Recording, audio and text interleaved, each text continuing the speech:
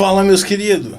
Hoje a gente está aqui inaugurando um quadro novo que é o Críticas on Demand. A gente, durante acho que 2 ou 3 dias, pediu para que pessoas participassem. No caso, a gente não tem membros ainda do grupo, mas foi algo parecido com isso. Pedindo para que todo mundo que fizesse um Pix de R$30 ou mais escolhesse um título para que viessem parar nesse quadro de Críticas on Demand. Várias pessoas participaram e a partir de agora a gente vai fazer os vídeos das críticas. Esse vídeo foi pedido pela Ana Staben, que participou dessa nossa primeira jornada de Críticas on Demand, e o filme que ela escolheu foi A Baleia. Ela já sabia que eu não tinha gostado da Baleia na época que a gente tinha feito vídeos pro Oscar, mas ela quis saber, quis que eu me alongasse um pouco mais falando. Então vamos falar um pouquinho sobre o filme A Baleia, de Darren Aronofsky. Só pra constar, esses vídeos do Critics on Demand vão ter spoiler. Raramente vai ser de um filme novo. Como a gente tem que fazer uma análise maior e sobre a obra em si, normalmente vai ter spoiler. Eu procuro não contar finais de filmes ou reviravoltas, caso tenham, mas vai ter revelações aí que podem, para quem não assistiu, estragar um pouquinho a experiência. Então, se você ainda não assistiu, assiste lá, depois volta aqui. Para começo de conversa, eu quero dizer que eu gosto bastante do diretor Darren Aronofsky.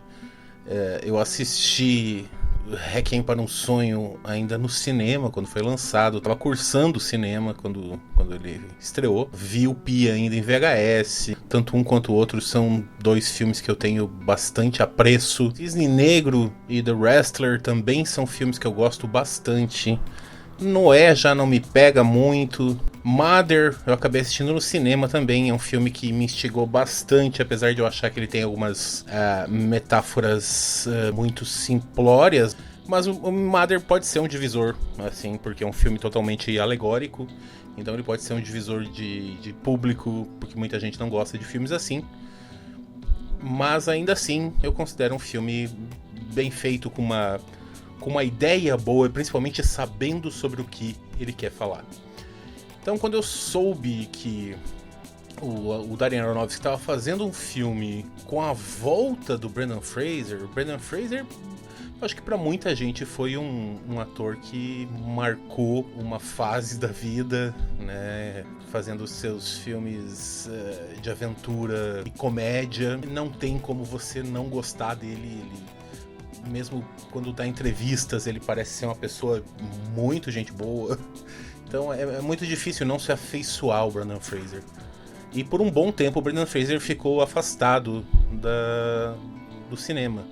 Depois a gente acabou descobrindo que ele tinha sofrido assédio sexual de um jornalista muito famoso, que inclusive era um dos organizadores do Globo de Ouro. Ele só foi denunciar esse assédio na época do Me Too, onde várias pessoas começaram a denunciar esse tipo de coisa, né? E ele acabou sofrendo um boicote, não só do Globo de Ouro, como de várias pessoas de grande estatura, enfim, dos manda-chuvas em Hollywood. Começou a ficar mais difícil ele conseguir trabalho, e na sequência ele já se divorciou, e esse divórcio praticamente deixou ele falido e fez ele entrar numa depressão profunda, onde uma das coisas que aconteceu foi ele engordar. Então eu li por aí muita gente falando que ele tinha engordado para fazer o filme. Não, ele engordou devido à depressão. Lógico que não tanto quanto o personagem do filme, mas ele engordou bastante por conta de que uma maneira que a depressão se manifesta é a compulsão alimentar. Dado essa introdução, quando eu soube que a única base que eu tinha era simplesmente que o Darren Aronofsky estava fazendo um filme pela A24, que é um estúdio que eu gosto bastante, trazendo o Brendan Fraser de volta aos holofotes, falando sobre um personagem que teria problema com compulsão alimentar, tudo me remeteu como sendo vai ser um ótimo filme. Ele foi um dos últimos do Oscar que eu consegui assistir.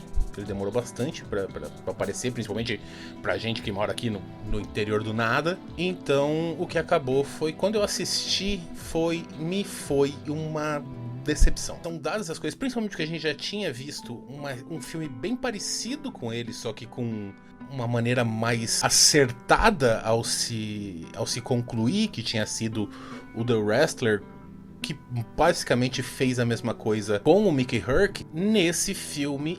E aqui eu coloco também que o problema talvez esteja na peça na qual ele se baseou, que tem todas essas referências ao Moby Dick e tudo mais, mas eu não vi a peça, então eu só posso tomar o texto como base. Me soaram completamente vazias e aleatórias essas metáforas usadas do Moby Dick em A Baleia. É um homem que...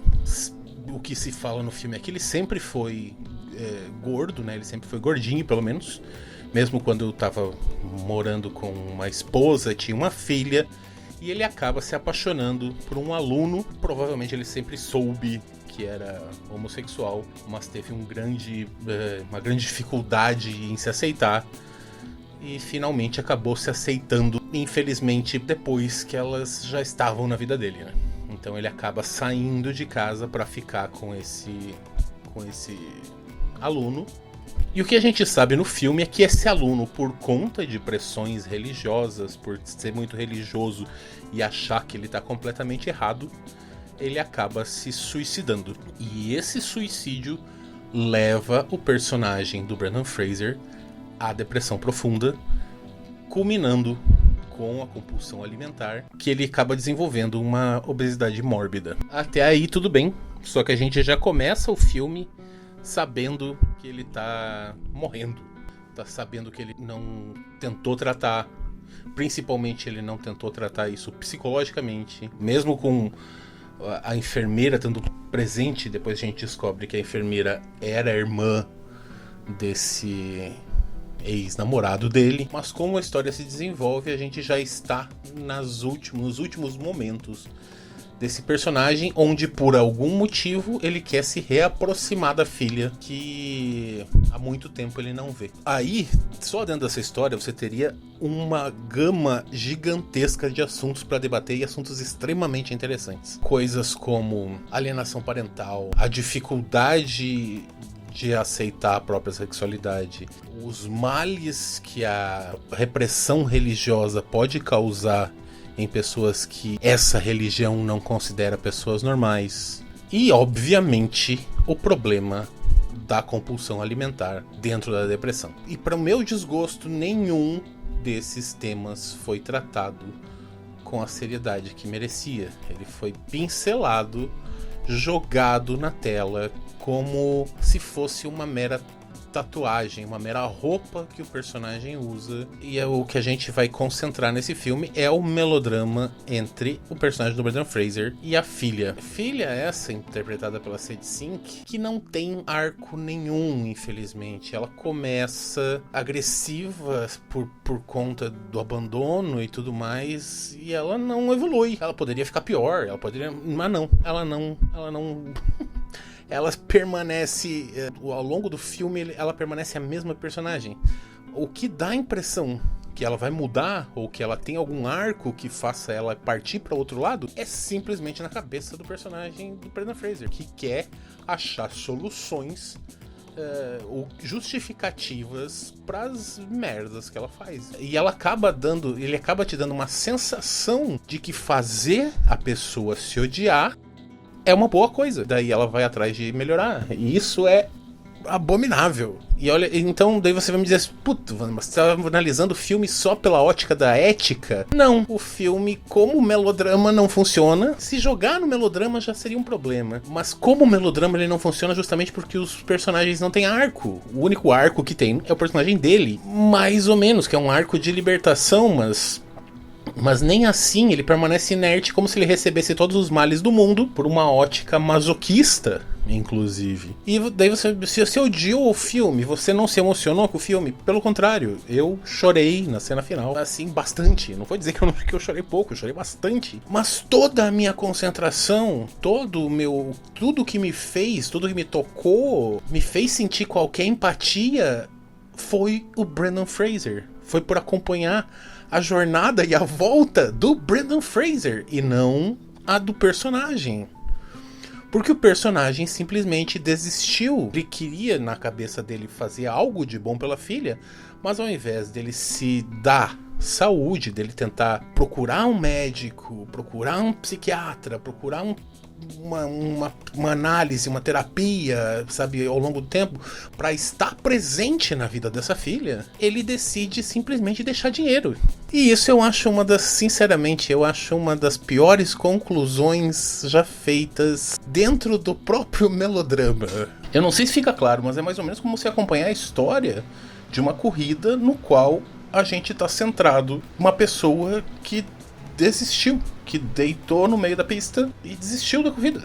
E a gente acompanha essa pessoa desistindo. É isso é o filme. Não que seja um grande problema desistir de uma corrida, mas o que a gente tem aqui é uma pessoa que desistiu de todas as corridas.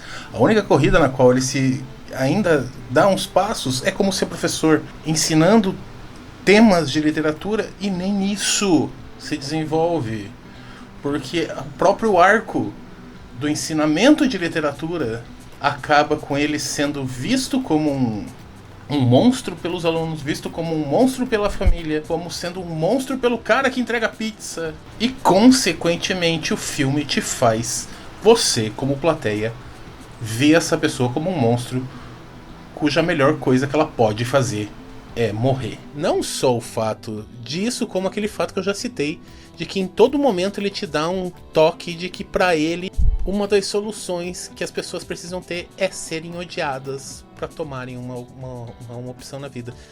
Isso justifica todo tipo de ataque de internet. Ela passa ao largo da maneira como as pessoas se comportam com pessoas que são diferentes na internet. A mensagem do filme acaba sendo uma passada enorme de pano pra gente assim. E novamente, como eu falei lá no Elvis, não é minha intenção ser um hater do filme, ou por estar discordando de alguém que tenha gostado do filme, tá dizendo que você não entendeu coisa parecida. Não, você pode ter. Inclusive você pode ter desligado todos esses sensos éticos que eu tô falando e simplesmente ter curtido uma história de redenção de um pai que queria se libertar daquele corpo que ele não achava mais sendo dele. Mas é complicado, é bem complicado se desligar desses temas que eu toquei. Então acabou. Como eu falei, eu não odeio o filme, eu só me decepcionei grandemente com o Darren Aronofsky, com o texto desse filme. Eu sei que tem momentos que o autor da peça fala que esse personagem dele é pra ser como um farol em meio a um mar de atrocidades. Ele não me parece um farol, ele me parece um rochedo, cada vez ficando mais arredondado por conta das forças das marés. É o que ele me parece, só. A gente acompanhou a história de uma pedra sendo batida por muita água até essa pedra rachar. Não é um tipo de filme que eu assista só pra ter essa sensação ruim. Eu até gosto de filmes mais pessimistas, não tenho problemas com isso, mas normalmente os filmes pessimistas te trazem no fundo, te trazem no seu background uma mensagem que é o oposto disso normalmente. Não é o caso desse. É o que eu tenho a dizer da Baleia. Brendan Fraser destrói nesse filme. A interpretação dele é o que salva o filme. Eu não sou afeito a Oscar e coisas do tipo, mas se ele merece, se alguém merece um prêmio por esse filme e pela atuação do ano passado, com certeza é o Brendan Fraser. Porque não é só uma boa interpretação, é um expurgo de muitos e muitos anos que ele pôde pôr pra fora. E eu espero muito que venham filmes melhores agora na sequência, já que ele voltou e voltou com tudo. E é o que eu mais espero, que seja o Brendan Fraser velho se divertindo, fazendo filmes bons e mostrando que ele sabe ser um bom ator, como ele já tinha feito num filme chamado Deuses e Monstros há um bom tempo atrás, junto com Ian McKellen, que também é interpretação magnífica. É isso. Espero. Quem gostou pode continuar gostando.